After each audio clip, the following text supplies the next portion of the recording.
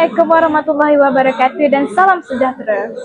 Bersua lagi kita bersama siaran Mengkebang Channel TV PSS SMK Mengkebang. Episod kali ini kami bawakan liputan khas Majlis Peluncuran Minggu Bahasa Pembugaran Nilam dan Pusat Sumber Sekolah SMK Mengkebang tahun 2026 yang berlangsung di Dewan Jubli Perak. Sepanjang Minggu Bahasa, pelbagai aktiviti menarik yang telah disusun untuk mengasah bakat dan potensi murid dalam bidang bahasa, komunikasi dan kesusasteraan.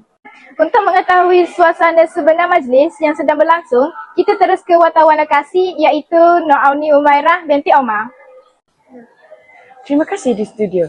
Saya Nur Auni Umairah melaporkan secara langsung dari Dewan Jubli Perak SMK Mengkebang. Pada pagi yang penuh meriah ini, dapat kita saksikan pelancaran Minggu Bahasa, Pembugaran Nilam serta pelancaran Pusat Sumber Al-Farabi SMK Mengkebang bagi tahun 2026. Mari kita saksikan perjalanan program yang sedang berlangsung.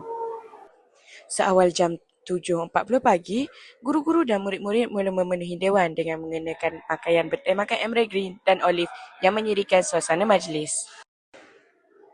Majlis dimulakan dengan nyanyian lagu Negaraku, lagu Selamat Sultan dan lagu sekolah sebelum diteruskan dengan bacaan ikrar serta bacaan doa bagi memohon keberkatan sepanjang program berlangsung.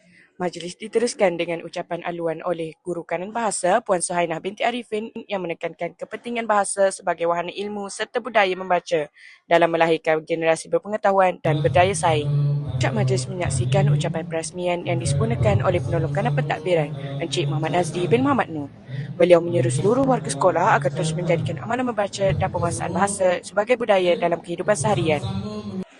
Gimik perasmian menjadi simbolik pelancaran rasmi Minggu Bahasa, Program Nilam dan Pusat Sumber SMK Mengkebang bagi tahun 2026. Majlis turut diserikan dengan persembahan poetry recitation yang mempamerkan keyakinan dan kemahiran berbahasa dalam kalangan murid.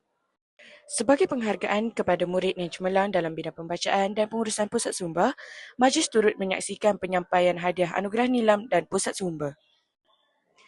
Bakat pengucapan awan murid turut diketengahkan melalui persembahan pidato yang berjaya memukau perhatian para hadirin. Majlis turut meraihkan kru Mengkebang Channel atas komitmen mereka dalam menjayakan pelbagai liputan dan aktiviti media sekolah sepanjang tahun.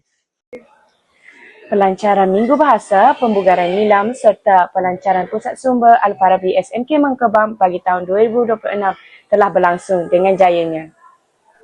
Diharapkan program seperti ini dapat menyemarakkan budaya membaca, mengukuhkan penguasaan bahasa serta melahirkan warga sekolah yang berilmu, beriman serta beramal.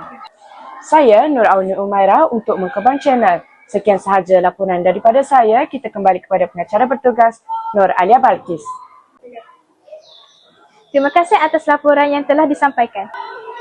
Semoga pelaksanaan Minggu Bahasa, Pembugaran Nilam dan pelancaran Pusat Sumber Sekolah SMK Mengkebang tahun 2026 menjadi pemakin kepada kecemerlangan bahasa dan budaya ilmu dalam kalangan warga sekolah. Saya Nur Alia Balkis mewakili seluruh warga kerja mengucapkan terima kasih kerana terus bersama kami. Jumpa lagi dalam siaran yang akan datang. Assalamualaikum warahmatullahi wabarakatuh.